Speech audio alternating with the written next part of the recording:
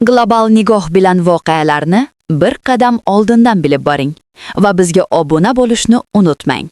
Zelenskiy Donbassdan Ukraina qurolli kuchlarini olib chiqishdan bosh tortdi. Vladimir Zelenskiy Ukraina qurolli kuchlarini Donbass hududidan olib chiqish masalasidagi Ukraina pozitsiyasi o'zgarmasligini ma'lum qildi. Zelenskiy 30-dekabr kuni AQSh prezidenti Donald Trump bilan uchrashuvdan so'ng ham Donbass hududidan Ukraina qurolli kuchlarini olib chiqishdan bosh tortgan edi.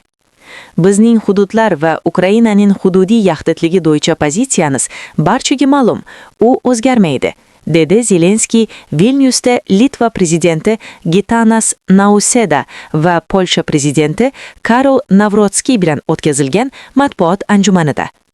Rossiya prezidenti matbuot kotibi Dmitriy Peskov Ukraina qurolli kuchlari Donbass hududini tark etishi lozimligini, bu Rossiya tomoni uchun muhim shart ekanini bildirgan edi. Rossiya prezidenti yordamchisi Yuriy Ushakov Ukraina qo'shinlarini Donbassdan olib chiqish tinchlik yo'li bilan tartibga solish rejasining muhim tarkibiy qismi ekanini aytgan. Matbuot anjumanida Zelenskiy Ukrainaga xavfsizlik kafolatlari haqidagi hujjat tayyor ekanini ma'lum qildi. AQSh tomonidan beriladigan xavfsizlik kafolatlari haqidagi hujjat 100% ga tayyor, dedi u.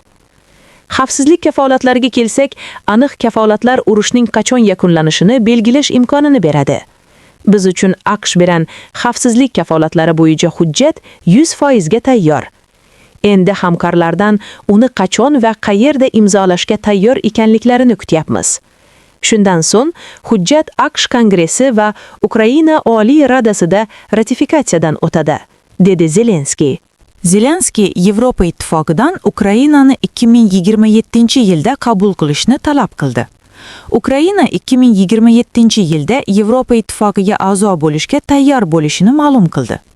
Avvalroq Polshaning eng yirik muxolifat partiyasi, Huquq va adolat partiyasi vitse-raisi Yakub Brudzinskiy RMF FM radiostansiyasi efirida Ukrainani 2027-yilda Yevropa ittifoqiga qabul qilish ehtimoli juda past ekanini bildirgan edi. Biz 2027-yilda Yevropa ittifoqiga a'zo bo'lishni xohlaymiz.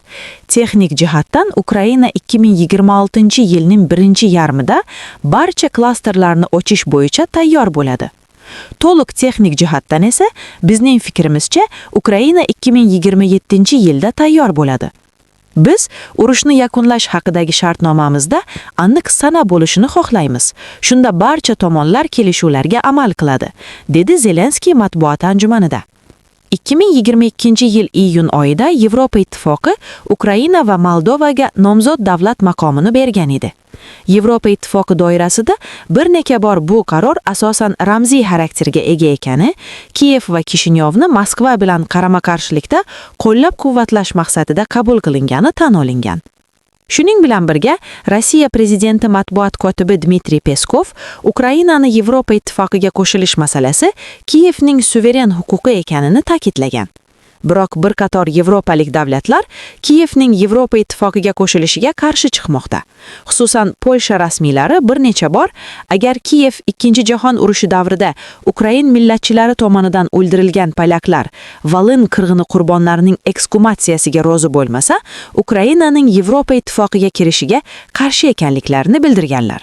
Shuningdek, Vengriya bosh vaziri ma'muriyati rahbari Gergay Guyash Ukrainaning Yevropa ittifoqiga qabul qilinishi tarixiy xato bo'lishini, mamlakat xatti-harakati nomzod davlat maqomiga mos kelmasligini aytgan.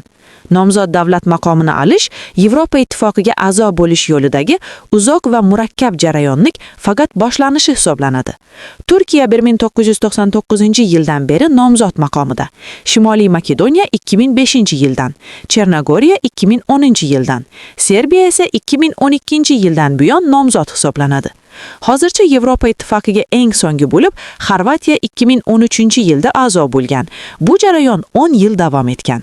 Global nigoh bilan voqealarni bir qadam oldindan bilib boring va bizga obuna bo'lishni unutmang.